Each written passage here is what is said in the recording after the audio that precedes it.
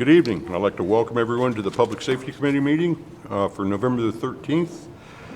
Time is 5 o'clock p.m. We'll start off tonight with approval of the minutes from our October 9th meeting. Do I hear a motion? I make a motion that we approve the minutes. And I'll second it. All in favor, signify by saying aye. Aye. Moves us to visitors and public comments. Seeing no one in the audience, we'll move on to our chief reports, and we'll start off with our police chief, Chief Chafin. Thank you, Mr. Copley. Beginning with WPD dispatch, total phone calls received for the month, over 4,200. Calls for service, we're looking at 1,867 for the month, which is up 9% compared to last October. Year-to-date, those numbers are tracking pretty consistently. Call breakdown, 85% of those directed towards police, 15% fire and EMS. Busiest day of the week by average was Friday with an average of 70 calls.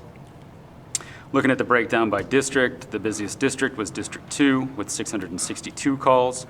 And then by time of day, noon was our busiest, but some close seconds in the 8 and 9 o'clock hour and 11 and 3 o'clock hour as well. Any questions on page 1? No, sir.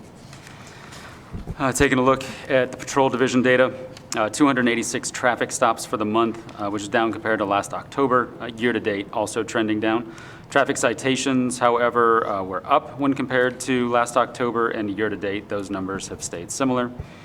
Parking citations still up year-to-date, but down as we've seen over the past couple months since the increase in the fines. Misdemeanor citations are also down. Just a reminder to the committee, with changes in the marijuana law, that is certainly something that could be contributing to that number as well. Accident report data, we did have a significant increase in accidents for the month of October, 35 property damage, 8 injury. That's up from 28 and 3 respectively, but year-to-date, those numbers are still in line. Private property accidents also happened to be up last month as well, but year-to-date, trending in line. We had one pedestrian accident in October that was up, I believe, on Park Center, and then we had 4 hit skips and 1 alcohol drug-related accident.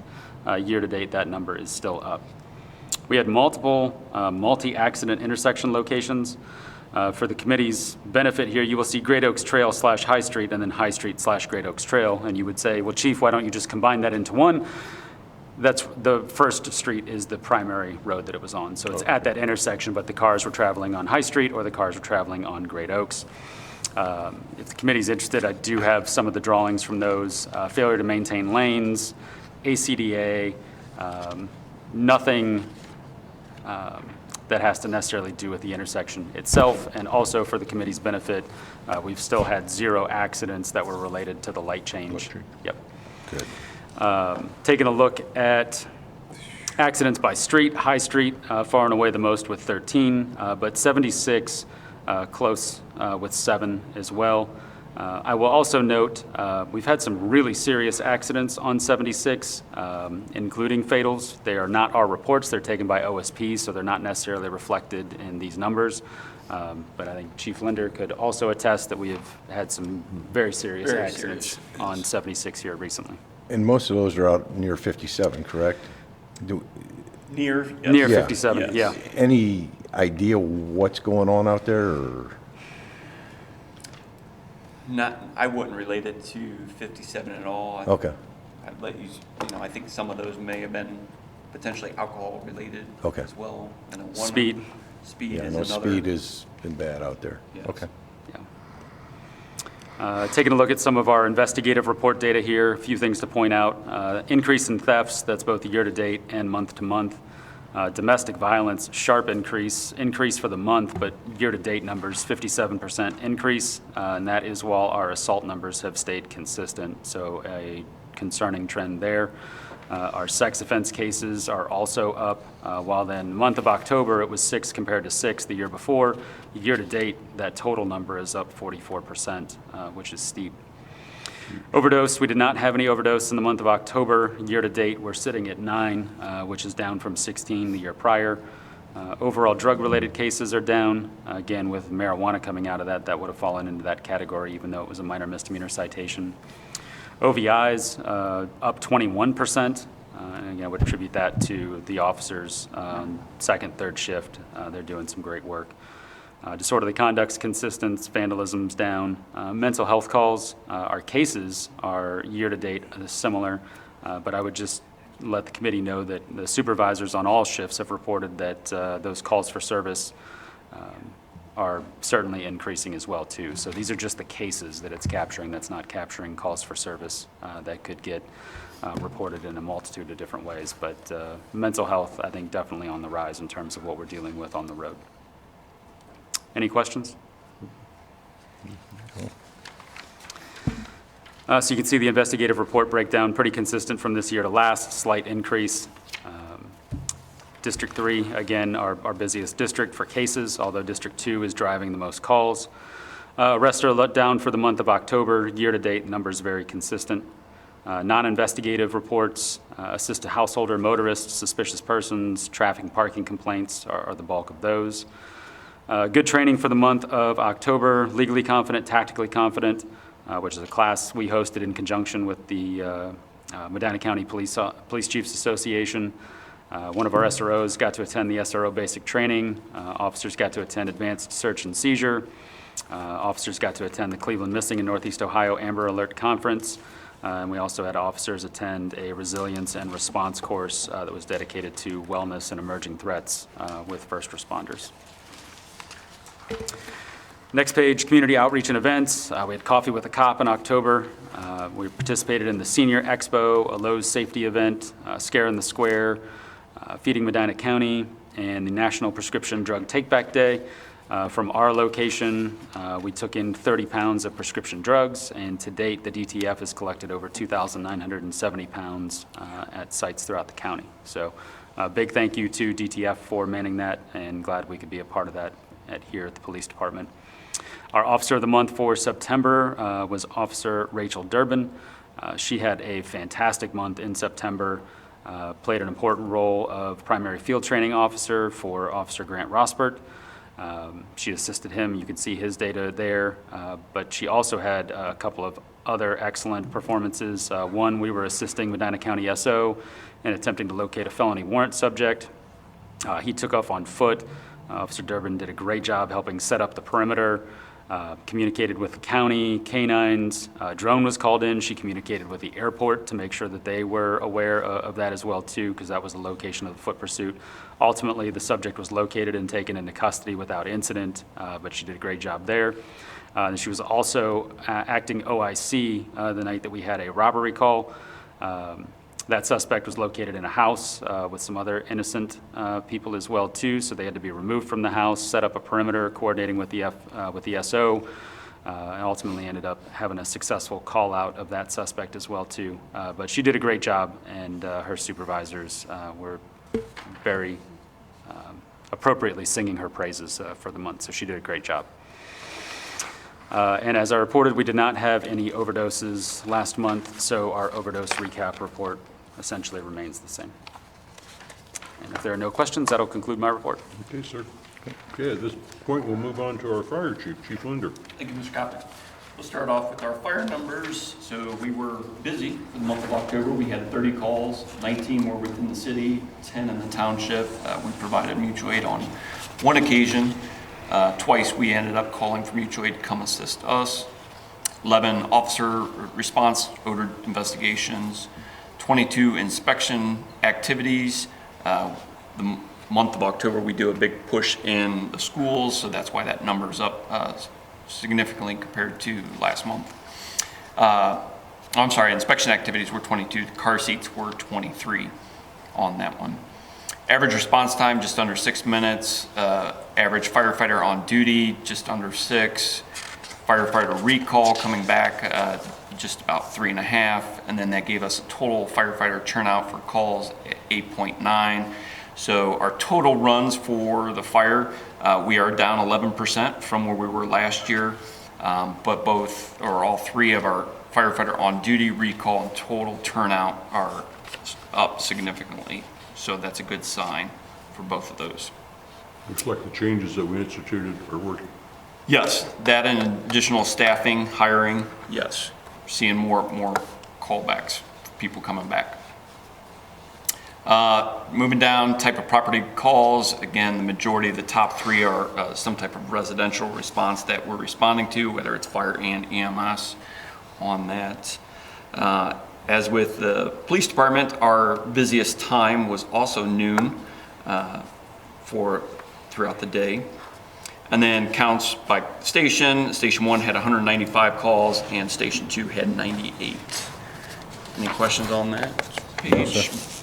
Moving on to the second page, again, our incident types, breakdown of the type of calls that we had. We did have 3 building fires, structure fires, which is unusual for us.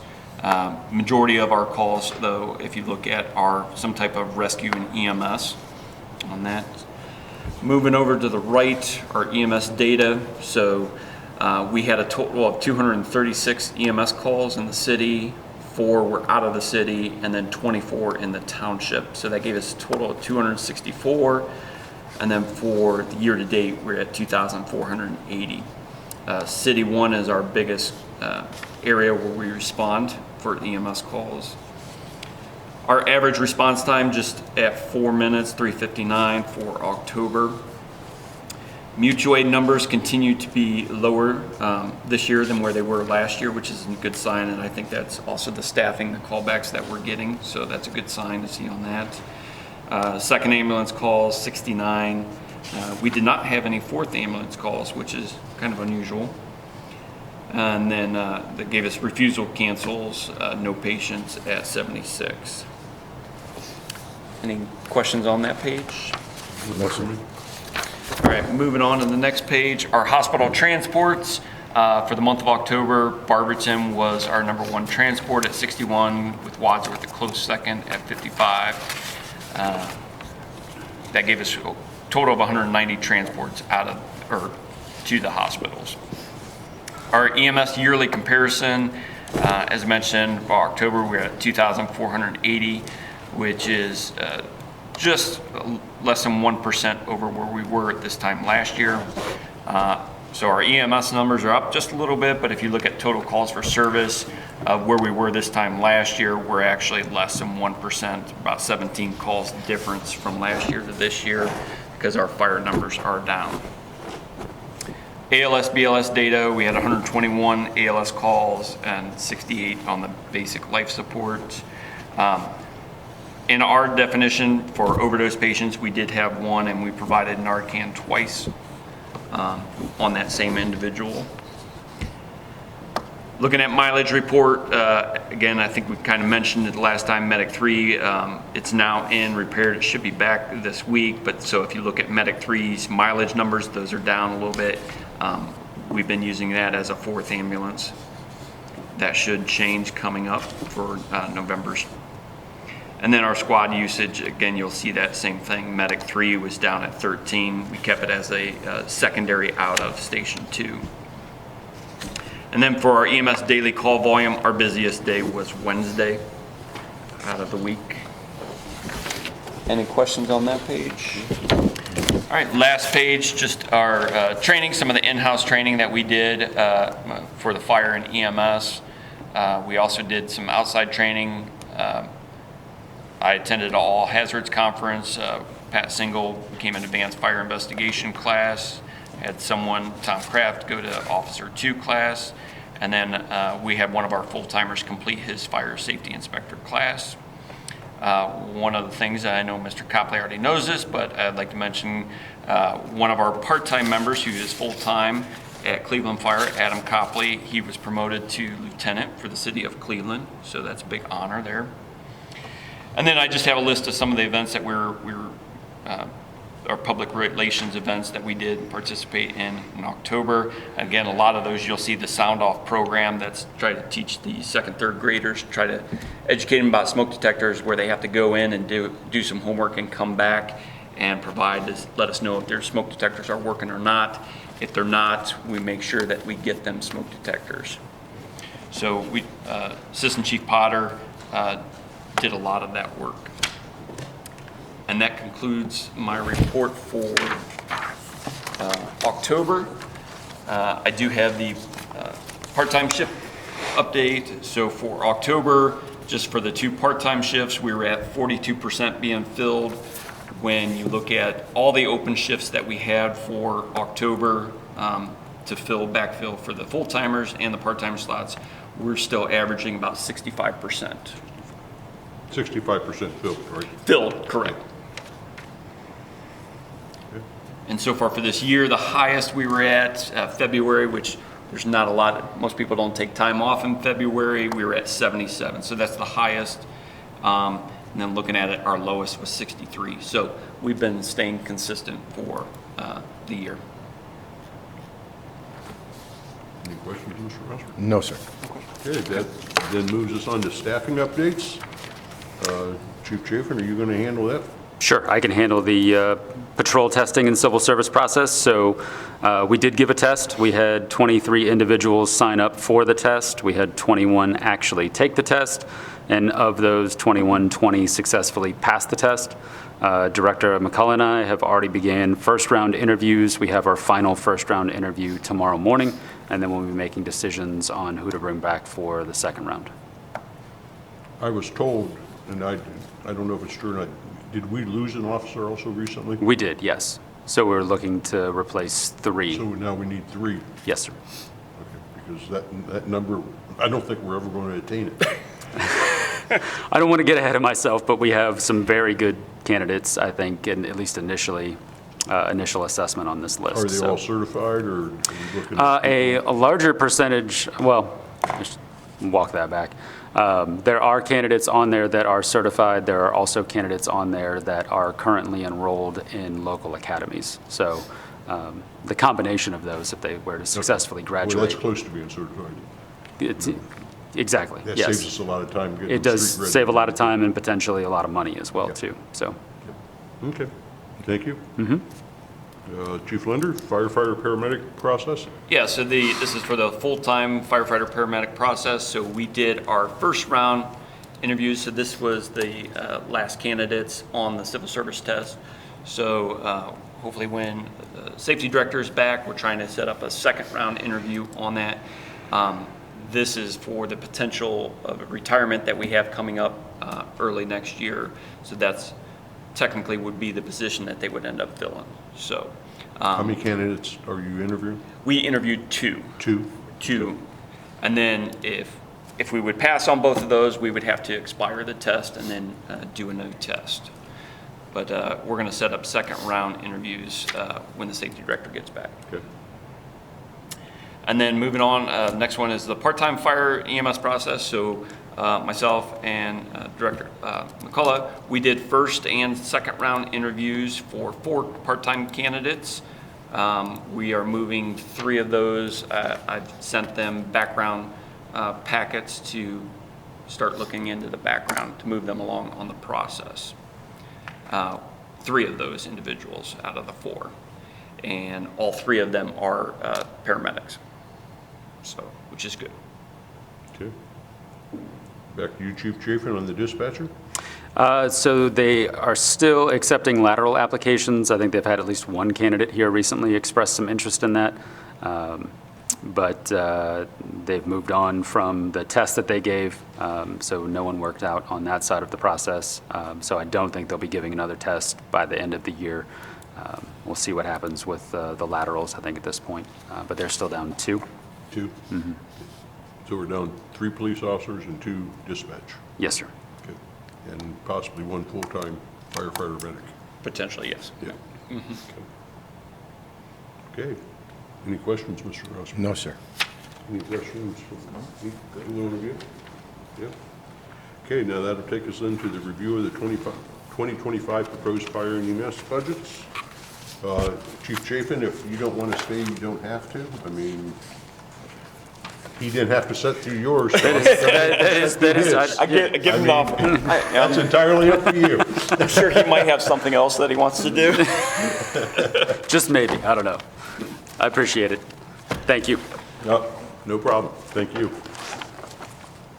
Put here the 520. I mean, that's giving me some comments to share, but if Wasn't limited.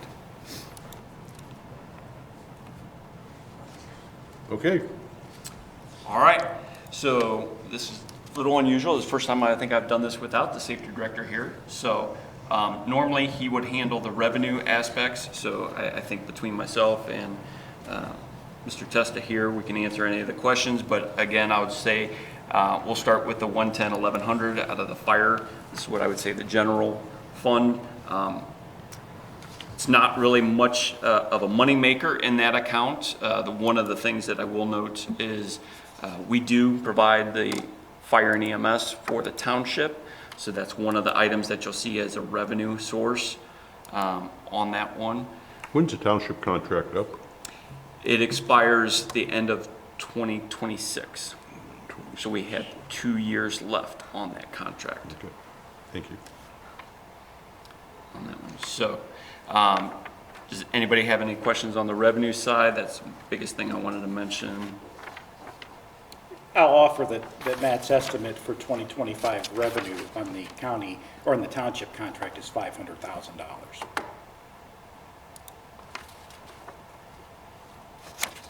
At 500,000, you say? Yes, at least for the portion that's allocated to the fire and EMS departments. This is showing us 120,000. Usually like a percentage, like around 25% goes into, he puts into this account, another goes into the 212 account, and then the 437, which Oh, is, okay. so This is- it doesn't this is all not go into the one. all. This is- it Correct. doesn't all No, go no, together. this is not all. Okay. Usually he divides it up amongst the different accounts. Okay. Since the contract is fire and EMS. Yep. Usually a percentage. I think usually about half of it, he's putting in the 437 account, which is the capital one for the fire. Again, you know, with the station, paying back the bond on that. So, just the only thing note, and we've kind of talked about it, one of the things, the personnel expenses, you know, I just noticed there is one that we normally don't have is separation. So we are anticipating one full-time member retiring next year. So that's one that we normally don't see. I just wanted to bring that to your attention. And again, you know, for those who don't remember, you know, the majority of the funds for payroll comes out of 85% is usually the EMS accounts, where 15 for the fire account. So you'll actually see that a little bit higher on the 212 account on the fire side. Okay. So I'll move on from the revenue and go to the operating expenses for the 1100 account. And mine does not have page numbers on that. But first thing, usually I'm just going to kind of go through if there were slight increases, decreases on that. Feel free if you have any additional questions on any of the other ones that I don't cover. But the first one, education and meeting.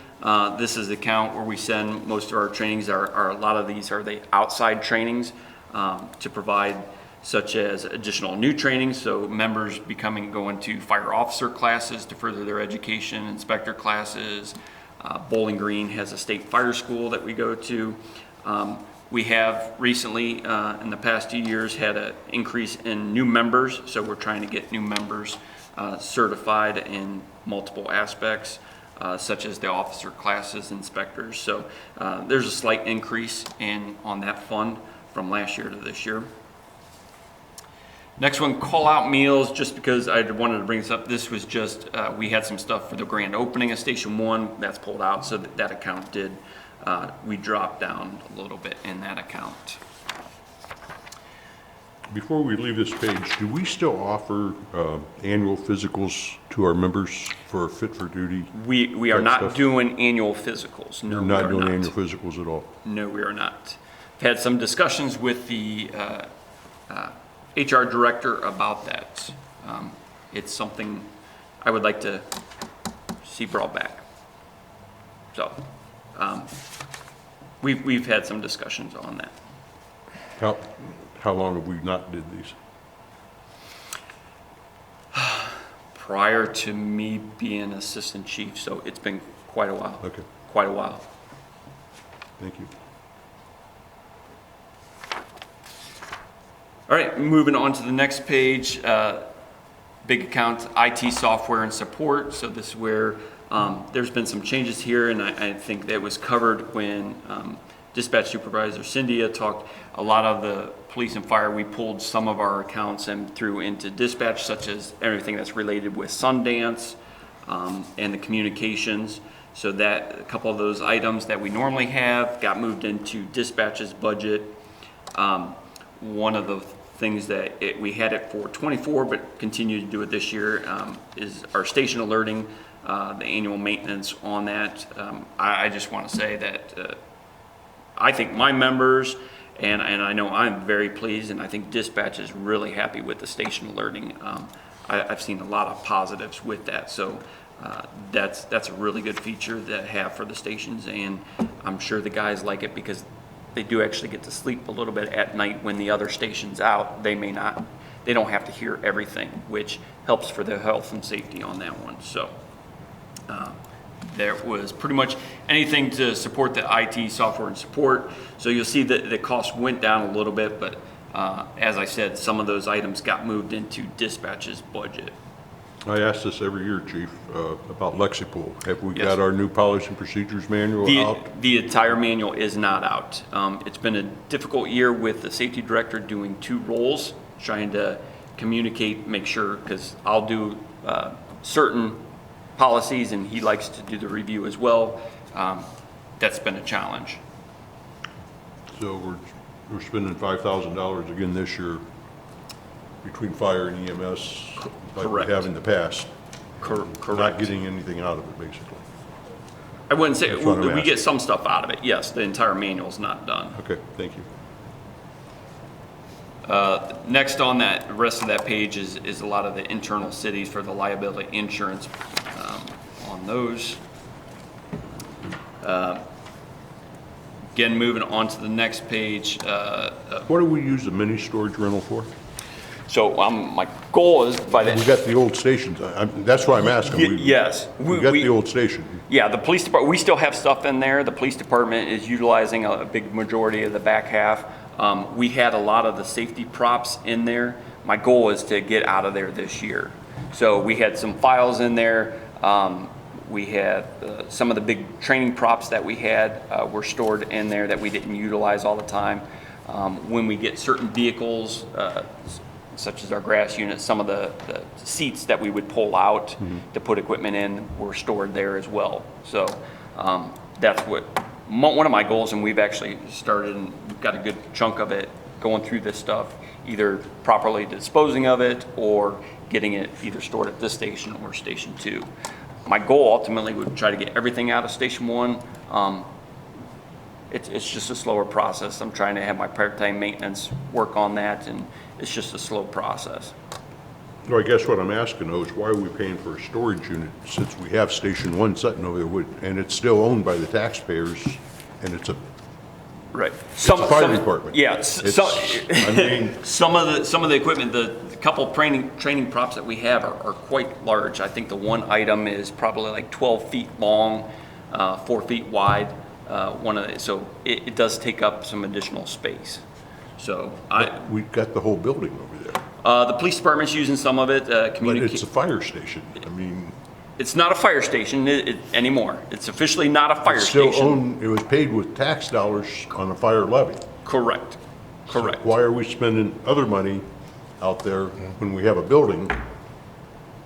Correct. And I mean, that just bothers me. yeah, and my goal is to get out of there shortly. So Get out of- but out of the storage unit. Yes. So Okay. do I think we're going to spend that whole amount? No, I don't. Okay. But I'd rather make sure in case something did happen, I have it in there.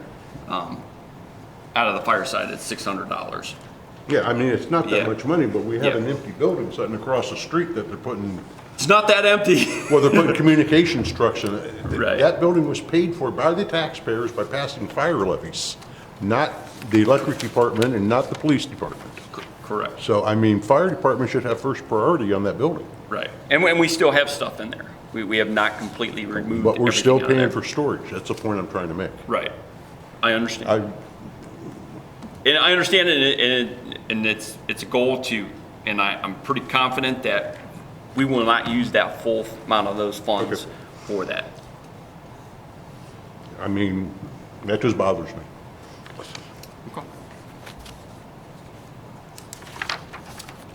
Moving on to the next page. So I'm at 53070.01, middle of the page, contracted service vehicles. So that's part of the contract or dealing with vehicle maintenance. All the city agencies participate in that. Just wanted to make sure everybody aware because it is a big chunk on that one. Moving down, contracted service vehicles department. So this is where we get our aerial inspections done on that. Any outside work that may need to be done on some of the engines that come up or any of the fire apparatus throughout the year on that one. That account went down slightly from the previous year. The last one on that page is the contracted service radios. Again, a majority of that, you'll see a big drop from the previous year. This got moved over into dispatch, so they are now handling those funds to handle all the radios. And that's just our radio service fee to be part of the state mark system. Moving on to the next page, just a very slight increase on the next one, which is our contracted services equipment. This is where our hydraulic tools get inspected, our SCBA fit tester has to be calibrated. A lot of the outsourced testing to make sure all the equipment's working, that was that budget, but really less than 500 increase on that one. Contracted services building, the big majority of what comes out of this is doing the fire suppression testing, the extinguishers, the alarm sprinklers on that, and then the garage door maintenance. Now, not so much at Station 1, it's usually falls into Station 2 on that one. And then moving down, there was an increase on the utilities mobile devices. So this is where our cell phones, our iPads with the cellular access, so we can access our NIFRS fire reports, any plans that we have on the iPads. We added 2 last year. So this is for the, there's additional cost for the service, the access for the cellular service to have on those. The next page, subscriptions, memberships. This is where some of the associations that we partake in, the NFPA, our standard books. There was a slight increase on this one. If all goes well, I think we'll see the new Ohio Fire Code coming out, so I added some additional funds to buy the new books for the Fire Code. And then the bottom, no change on that, just office materials and supplies, things that we use around the station, the office materials. Moving on to the next page, safety materials and supplies. We had bulked up the funds a little bit for 2024 due to the new fire station. Bought some items for that. So with those being removed, that fund did go down. Materials and supplies, vehicles towards the bottom. One of the big items that jumped up a little bit on this one, we have a lot of the tires on some of the apparatus that need to be changed for the NFPA standards. The tread on our tires aren't bad. The issue is for the NFPA, 7-year limit on the tires. So the one good thing is, though, a lot of times we try to get some type of rebate on the tires because they'll take those tires and use them for another tool, so we can get a little bit of a credit rebate on that. Just don't know until that happens, so I can't say what that would be, but we have engine 4, truck 7, our tanker, and truck 9, our grass unit, all needs tires on that, so that you'll see an increase on that one. Next one, materials and supplies, radios. There was an increase on this one. Some items got moved, or I'm sorry, no, not on this one. The 2 increase, we're looking to add a new portable radio in the, basically I call it the officer, the SUV, so they can have one specifically in their vehicle when they go. and then add a mobile radio within the station. So basically, you need that to have remotes. It's almost kind of like a phone you'll pick up. I know, Mr. Coppa, you know this, the remotes that we had. Originally, when we built the station, I didn't think we were going to need those, use those. We had some portables. With the increased staffing, those working. We've had a couple instances where they struggle to, they're calling the station and it takes them time to get that. So in order to use those remotes, you have to have a dedicated mobile radio for that. So I put an increase for one of those and a new portable for to install in the officer's SUV. So there was an increase on that. Now, with that, I know we never know this, one of those radios I did put in with the Marks grant with the State Fire Marshal's office. I tried to put that in, but don't know whether we would get those funds or not. But so they were included in on this. Materials and supplies equipment, a lot of just the routine maintenance for our extrication equipment, such as batteries. The new batteries are not cheap on that, and we're coming up to some years for not only the extrication tools, but some of the other hand tools that we're using. Batteries are only good for so long, so we've increased a little bit of funds on that one. The materials and supplies IT, that did go down a little bit. Again, as I said, we bought the 2 iPads last year, so that we don't need that this year, so the funds went down a little bit. Next one, just materials and supplies maintenance, just normal maintenance supplies for the building. And then on the last page, uniforms purchased, slight increase, 500. This is for the uniforms that new members get. These are the part-timers, not the full-timers. But we've had an increase in additional people in the anticipation of hiring a couple more part-time people. I did increase that by 500. So that completes the operating for the fire, the 111 counts, 1,100. Any questions on that? Questions, Mr. Rossman? No, sir. Mr. Williams? Mr. Parrish? Okay. So I'm just going to go in order. Our 212 account, which is our emergency medical service, the EMS. The first page, 28, I have for the revenue. Again, majority of the funds come out of the EMS.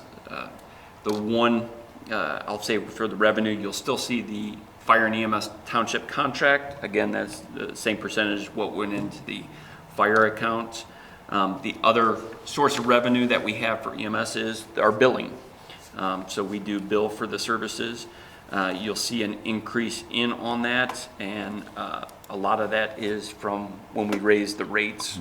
So we anticipate seeing a little more on that.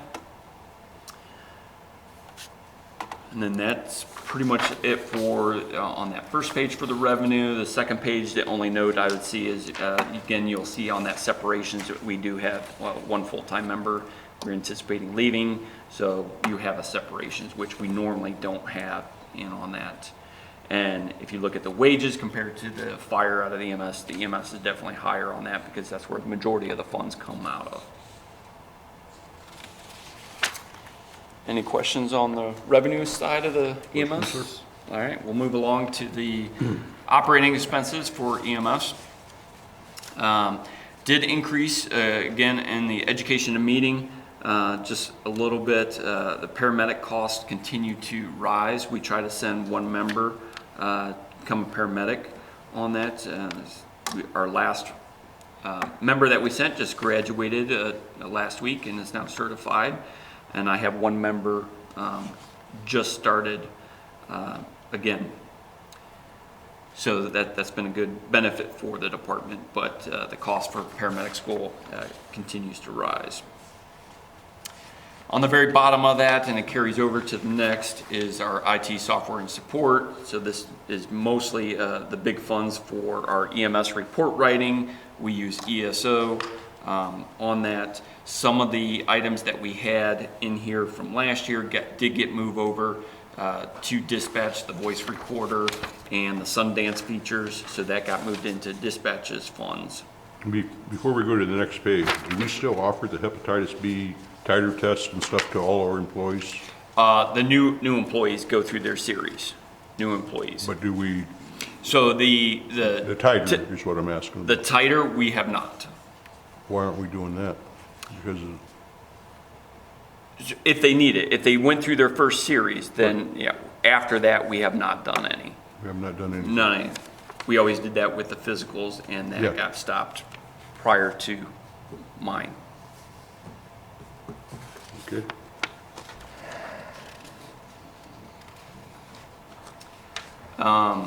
Moving on, the rest of that second page is all the liability insurance as you saw in the first with the fire.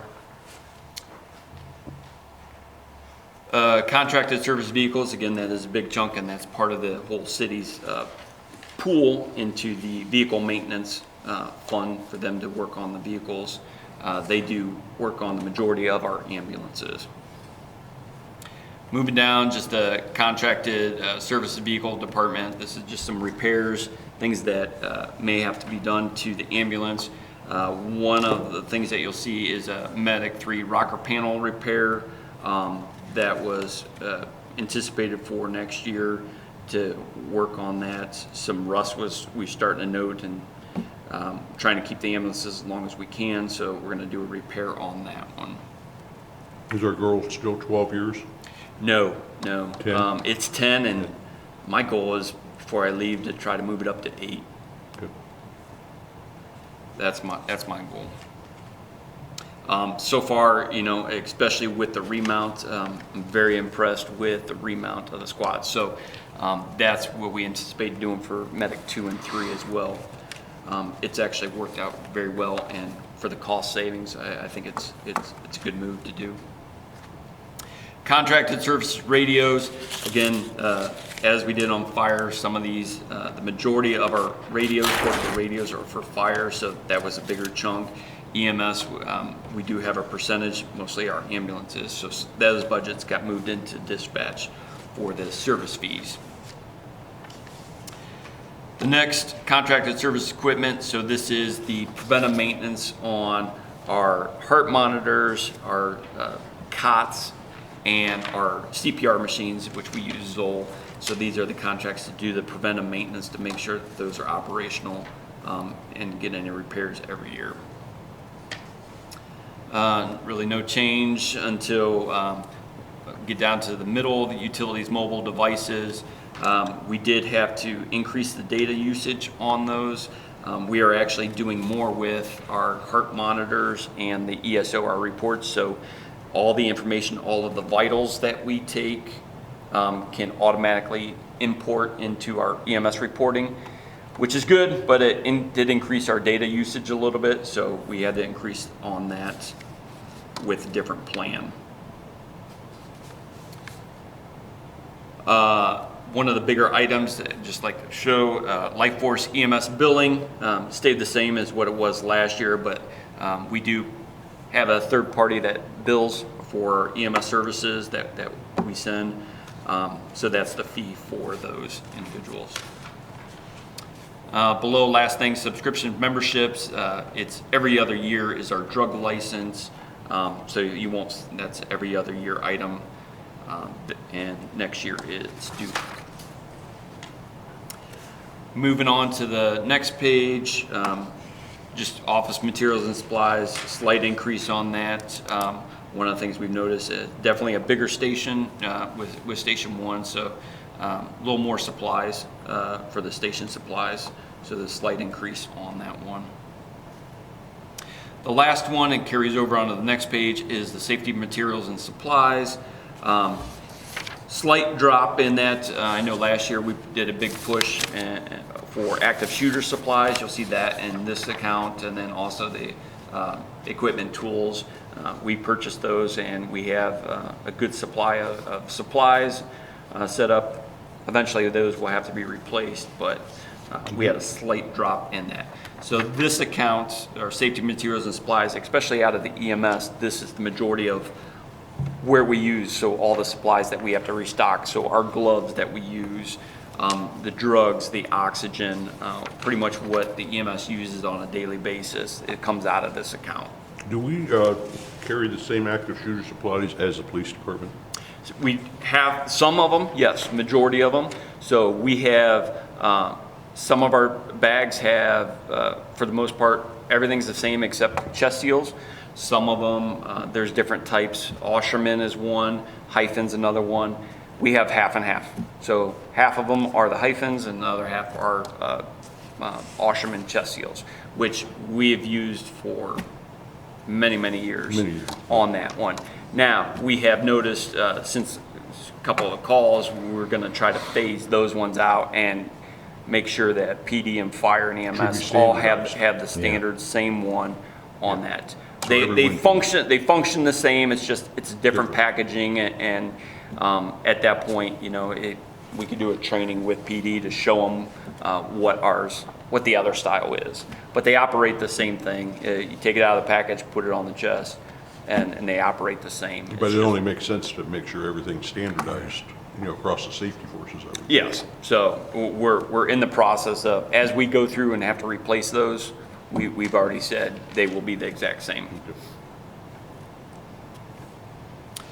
Equipment, tools, non-cap. Again, just a decrease on that one. We bought our active shooter bags and we're all restocked, so that was removed. So there was a decrease on that account. Only other thing on this page that I'd like to bring up, just portable radio batteries. So we're starting to reach the 5-year mark on our radios. So we did increase and put some portable radio batteries in. Those are going to start going. On the next page, one item that I just wanted, again, I kind of mentioned on the fire, the uniforms purchased. We did have an increase in new people, both full-time. So we provide the winter jackets for those, and all the part-time members increase in that, providing them with their uniforms. And that's all I had for the 212 account, unless there's any questions. Any questions? I do not have any. All right. Hearing none, we'll move on up the account. So the 236 fund, which is our fire department hazmat cleanup. Can we back up one? Oh, yes. The 212, the return of grant revenues, we're not planning on any grants this year or anything? Oh, so no, we usually supply, and I've already submitted for the EMS. Sorry, I'm trying to find. It's right, the page before your 236 page. There hasn't been anything grant-wise since yes, 2022. Right here, just this page. It's the last page before that one, I think. So the biggest thing on the EMS grants revenues, if I remember right, that 2022 was part of a I think we got reimbursed on a grant for COVID supplies on that one. Yes, we do. The EMS, there should be an allocation. I think that was actually on the revenue side. The state grants, so if you look at back to 28 for the revenue side, the state grants, Mark's grant is usually falls under the fire side, so there's nothing there. We did have to put in for So it's that. just someplace else, it's not on this page? Yes, correct. And the state grant, the Ohio Department of Public Safety, the EMS grant, notoriously, we usually get that, except after COVID, there was an issue, no seatbelt violations, so there was no money in the account. But yes, we apply for that, and usually we get around $3,000 for that, out of that. That's one of the grant opportunities that we get.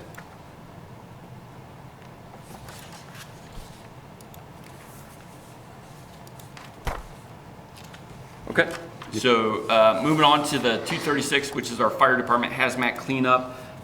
We normally don't, it's not there's not much revenue in on that side. And normally this is an account we don't spend out of. This year's a little bit of an exception, or at least for 2025, what's proposed. So the biggest thing we did see, you're gonna see a big jump, and that's foam, replacing that. So we did participate in the Ohio governor had trying to get rid of all the PFAS foam that cancer-causing foam on that. So they had a program where you could turn it in and they dispose of it. There's no cost to the city. So we did turn in a lot of the foam. We have not replaced all of it, so we plan on adding that so that you'll see an increase. Normally 500, we're expecting 2,500 to replace the foam that's environmental friendly on that. So that's the biggest change for this one. Normally we don't use this unless we have some type of hazmat incident that we don't get reimbursed from EMA.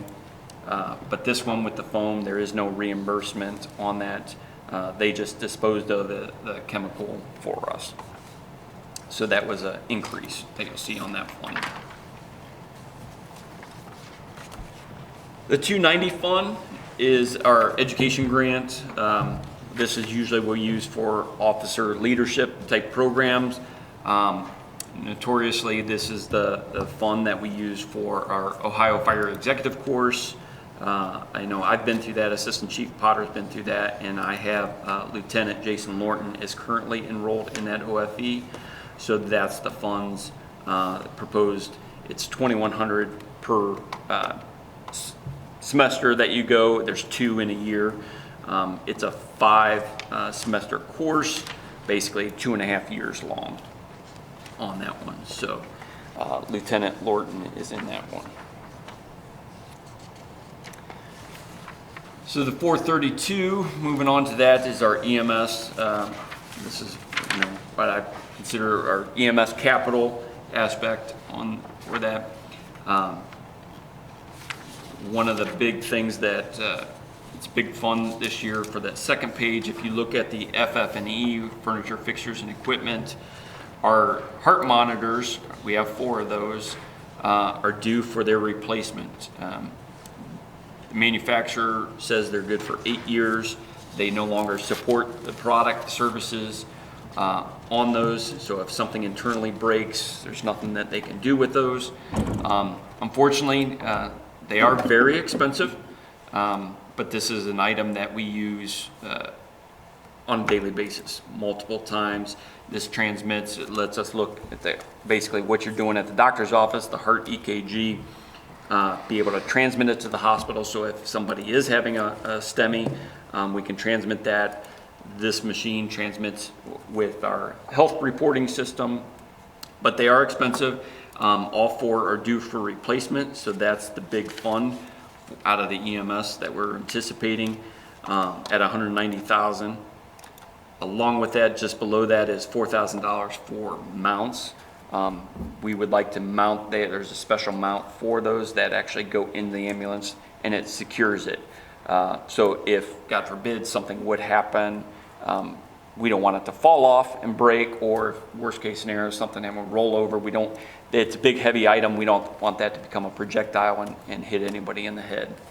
So we also want to, along with the new monitors, get mounts for those to mount inside the ambulance. So that is the big capital expense for EMS for 2025. We also have, did I have a question? I thought I heard something. And then also our ballistic vests that we put on the ambulances, those are reached their year limit. So we need to replace all the ballistic vests on all the ambulances. And that's the capital items for the EMS out of the 432 fund. Any questions on that? The one thing that didn't make sense to me, you said we're replacing all the ballistic vests, but it looks like we just spent $400 EMS ballistic vest in 2024. So the $400, that was left over. That was the estimate was left over. We didn't use all the funds on that. Okay. No. And so these are the 2 that are on the ambulances. We also have them on all the other vehicles. So this was the first 8 that we got went on the ambulances. And then as we got additional funds throughout the years, we started putting them on different apparatus. So that's what those. So they're just not on the ambulances anymore? No, we have them almost all vehicles. Okay.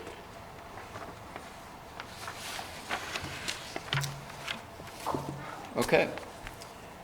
Moving on to the 437, which is our fire capital fund.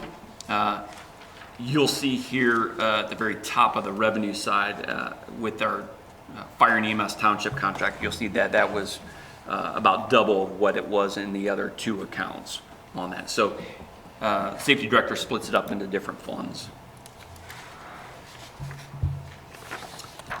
On the second page, we'll start off with the contracted services vehicles department. So this is where we do our annual, all the apparatus need to have their pump tested, and then do the preventive maintenance to go over them, go through them. This is where we have that fund. It's a little bit less than what it was last year. Last year we had to repair our fire safety trailer, so the funds did go down from last year on that. But this is where every year, what used to be our in-house vehicle maintenance would do, now this is contracted out to a third party that we use for that fund. Contracted services building, some items, there are a couple new items that I wanted to make note on this one. So the generator up at Station 2 is in need of a new radiator. They did a minor repair on that, but believe it or not, you know, we've got 20-year-old building. It's in need of a repair for a new radiator. So that was included in on that. Also included just below that is the water bottle filling station. That's been a big hit at Station 1, and a lot of the members, quite honestly, I think since we have it, they use more water. And they were added here in City Hall. So I put that in the budget to add one up at Station 2. And then the other big item in that account that I wanted, the HVAC maintenance for both stations. So this was a big increase.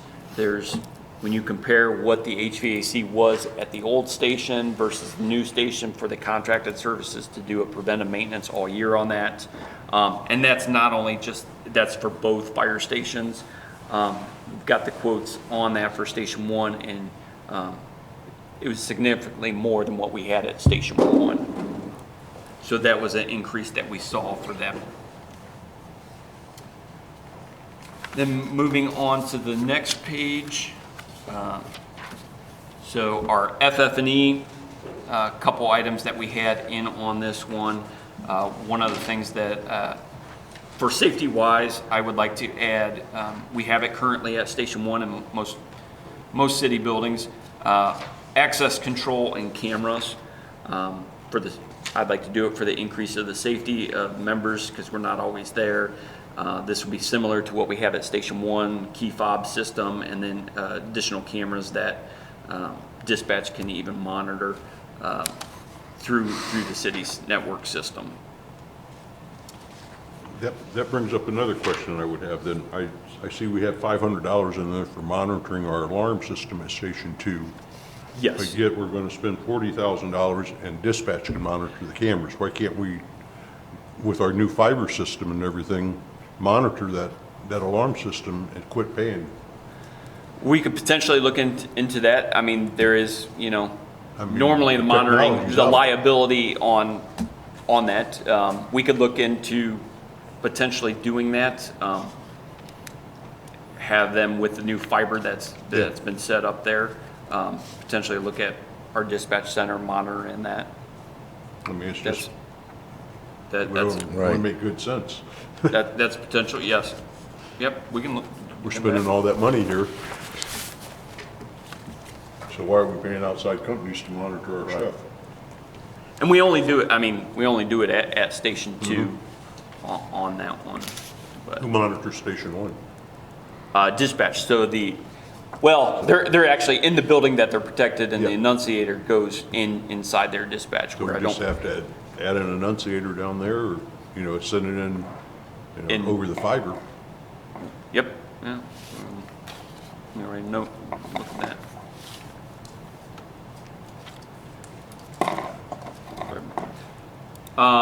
I know it's been that way since the building was built, but with the technology today, we don't need to be doing that anymore. Right. Right. Nope. That does make sense. Does make sense. The other item is usually we do, as there are SCBAs and bottles, they have life expectancies on those. We have quite a bit of bottles, 14 bottles, and our All of our RIT packs are actually due, they're expiring. So that's the replacement for those. So that's the other item that you'll see in the FF&E. And then moving down, the big one is under vehicles. So tanker 5 replacement. Currently, right now, we have I have it in as $1 million. When the budget was going through, so there's 2 different types of trucks that we could get for a tanker, whether it's a commercial chassis or a custom.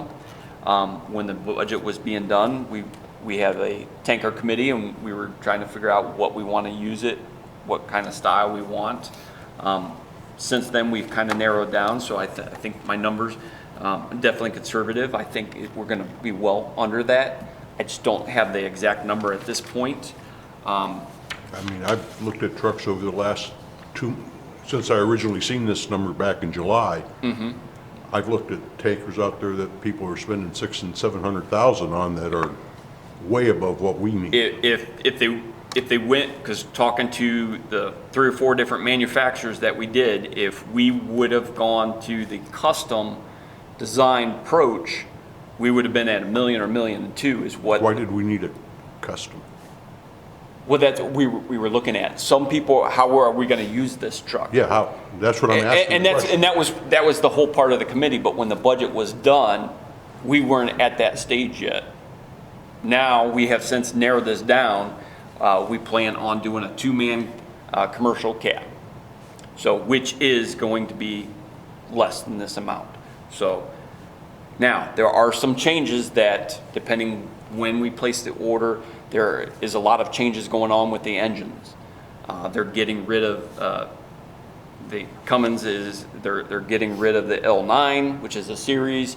There's a lot of the last part of the federal EPA. They're making another change that on the engine, so that is another aspect that they say, and it's going to be an increase of $50,000 to $100,000. They're still trying to figure out. None of the manufacturers have seen the actual design yet on it. They just know it's coming. It's supposed to take effect 2027, but when they get that truck, it's got to meet those standards if it's delivered in the 2027. So that's another change that was coming that we weren't aware of, and what was going to happen, what type of engine that we were actually going to use. So to be safe, at the time when we did the budget, I put the $1 million in, because that's what we were getting from some of the manufacturers, that at the most it's going to be $1 million, $1.2 million. You know, my goal, and I'm planning, I'm pretty confident we're going to be under the $1 million. We're going to be under.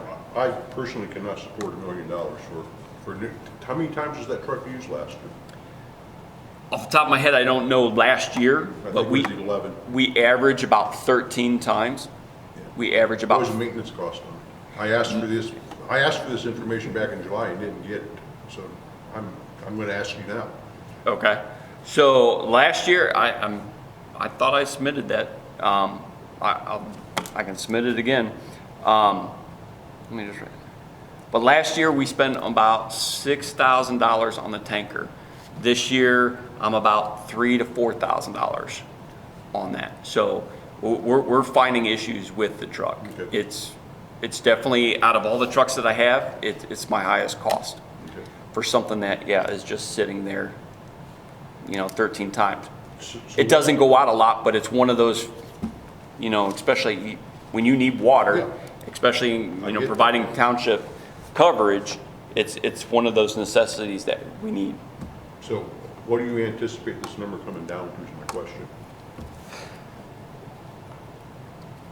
Because I can't support this.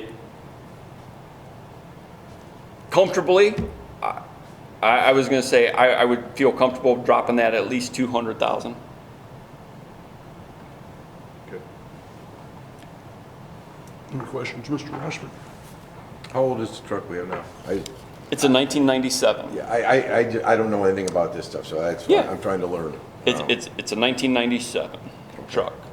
So And we would get some. most NFPA requirements, they say after 25 years you're supposed to get rid of. We've always kept ours. We've had a good maintenance. Right. Been able to keep ours for 30 years. Quite honestly, not having that individual, and I know in my capital, I've been moving all the trucks up We're not doing 30 years anymore on those.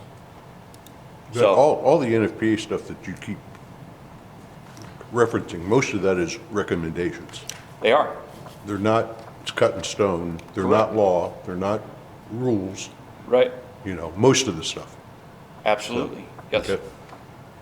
Any idea what kind of residual sale price we can get off of a truck like that? So actually, Brunswick Hills, their truck is very similar age-wise to ours. I think it was either 96, 95.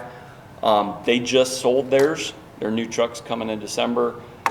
They ended up getting $57,000, which I was kind of surprised, and so was the fire chief. The last half an hour they did on, I think it was Gov Deals, they were at 30,000, and then in the last 30 minutes it bumped up to 57,000 on that. So I do not know who it was sold to, Right, yeah. but that's But what there is some resale value. there is some resale value. What I've seen with tankers, a lot of, it's usually construction companies. They want to bring in portable water. A lot of construction companies usually pick those up. Some fire departments may, but it's usually construction companies is what I've seen pick up tankers. So I think I'm more confident about getting money off of the tanker than a normal engine. Absolutely, yes. I agree with you on that. Yeah. Yeah.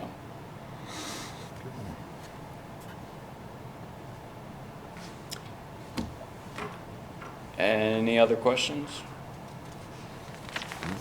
All right now. Okay. The last page that I have, operating expenses, again, continued. This is usually the biggest one that we have out of this is our bunker coats, bunker pants, paying for that. You know, we've added new members, manufacturers increased, so that got bumped up a little bit on that. For our turnout gear, we try to replace turnout gear every 10 years for members.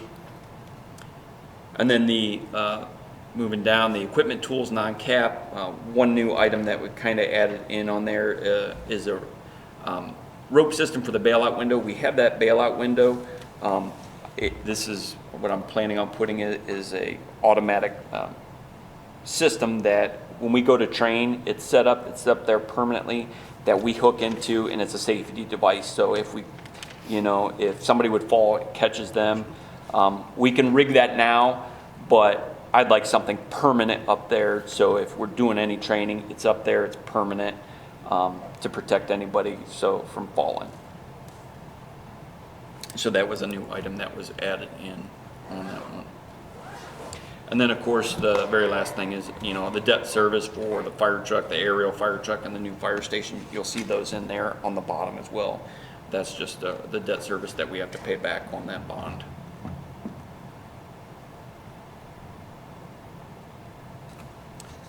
And that's the last page. Any questions, Mr. Ross? I do not have any. Yes, clarification you asked earlier, and Mr. Copley asked us about the physicals and the shots. Is that covered under their health insurance now? Is that the reason it's been taken out, or is there other justification? So from what I know. It's an NFPA recommendation, just like all this other stuff. Okay. Yeah. So from what I knew when I remember getting my physicals, this was cut out way before I was ever assistant chief on that. From what I know, we had issues with people not wanting to do them. At the time, they were getting more of what I would consider like a CDL versus what a CDL physical is versus a fire physical. They're different. It was called a DOT physical. DOT on that. So I know there was issues with that. Some with, I remember a case, I think it was one of the full-timers, when they did that, they said, you know, you have some issue with your sugar, diabetic, you can't respond. That person went to their doctor and said, the doctor said, no, you're fine. So there was issues with that. I think there were some confidence issues that were going away, that they were saying that there was things, but they never found anything on that. Again, this is just going past memory of but this was cut out way before I was ever in administration. It was right after I left. They quit offering totally. Yeah. And I left in 2012. And you know, it is a huge cost as well. It was something that we offered to the people you know, Yes. just to make sure they're fit for, you know. Right. Correct. Fit for duty. Yeah. I would, personally, I would have to talk to HR and get, you know, I mean, some of this falls into the HR aspect as well. So I can definitely look into it more on that, but I just think it should be offered. Yeah. I mean, I really think it should be offered. yeah. And I I- just wondered if the medical insurance was the reason, you know, they covered it instead. That was my initial thought, and that's why it was So- cut, but it not So the necessarily. medical insurance is only going to be for the full-time. Full-timers. Okay, The part-timers do not We have offer any. part-timers and everything. okay, got it. Yeah, it was offered to both full-time and part-time, so, Not required. At one time, it was required, then we backed off on that because of being a DOT thing. But we still did the hepatitis B stuff, we still did all that, but now that's gone away too, I guess. yeah. And we now have that health fair, and now some of the things are done at the health fair. You know, we do have the opportunity to do blood work, the flu shots, the tetanus shots, the PSA test. So some of that is done through the city's health fair. On that. Thank you. Now, Do the part-timers get invited to the health fair? yes, Okay. I didn't know if they did or not. yes, yes. Okay, well, that brings us then to other. Mr. Rosser, do you have any other? I have nothing else for this evening. Chief Linder? I have nothing. Thank you. Mr. Testa? How about you, Mr. I'm Cook? good. I'm good. Okay. Entertain a motion to adjourn. So moved. We are adjourned.